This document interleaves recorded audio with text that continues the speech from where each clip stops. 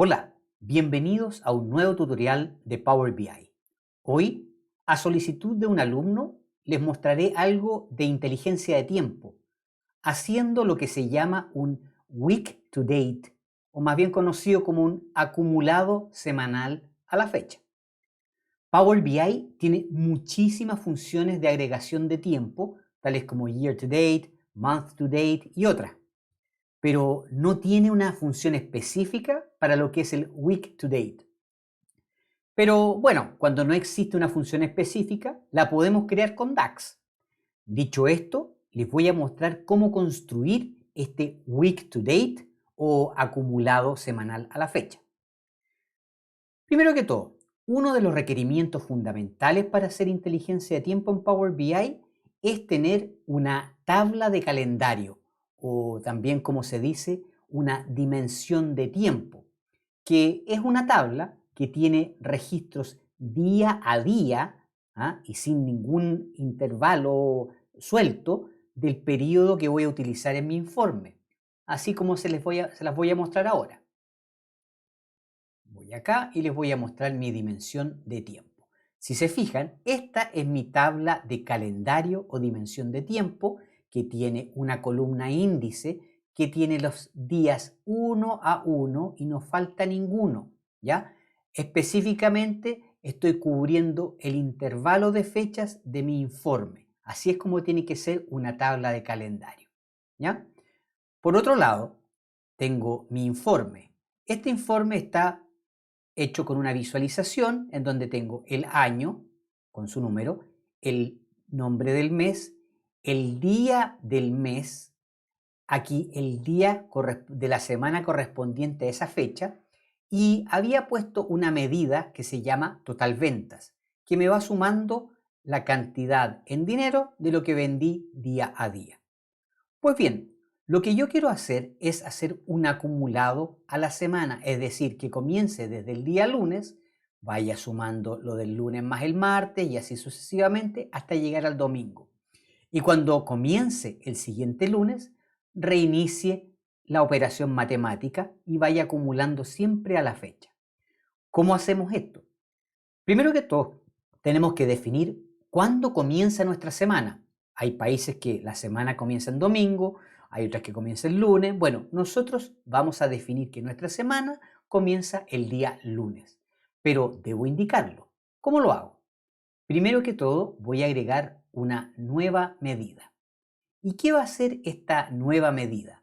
Me va a indicar qué número de día corresponde en la semana. Vamos a poner aquí número día en semana. ¿Cómo hacemos esto? Esto lo vamos a hacer voy a agrandar acá para que se vea mejor, con una función que se llama weekday. Weekday me pide como parámetro una fecha.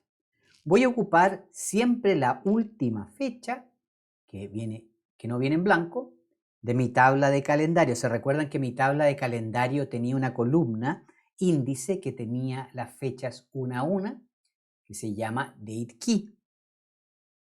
Ok, y ahora la función weekDate me pide que le ponga un número indicando cuándo comienza mi semana. Si yo pongo el número 1, el primer parámetro me dice que mi semana comienza el día domingo, asignándoselo al día 1, y termina el sábado con el día 7. O podemos poner el parámetro 2 que me dice mi semana comienza en un día lunes y le asigna el número 1 y termina el domingo con el número 7. Pero como yo requiero hacer un índice, voy a poner la opción 3. ¿Por qué? Porque me dice que mi semana comienza el día lunes, pero él le asigna el número 0 y termina el domingo y le asigna el número 6. Vamos a cerrar este paréntesis, vamos a crear esta medida y la mejor parte de todo es que la vamos a integrar dentro de esta tabla para ver su resultado. Fíjense, voy a agrandar un poco acá y aquí me está diciendo, el día lunes él le puso el número 0, el martes el 1, miércoles 2 y así sucesivamente. hasta que llegamos al siguiente lunes. Y el siguiente lunes él le asignó el valor 0. O sea, sabemos que mi semana comienza con el número 0 y termina con el número 6. Dicho esto, ya tengo mi indicador del número del día en la semana. Pues bien, ahora tenemos que hacer nuestro acumulado. Vamos a crear otra medida para hacer nuestro week to date. ¿Ya? Vamos a crear aquí week to date. Igual, vamos a comenzar primero que todo poniendo calculate, ¿cierto?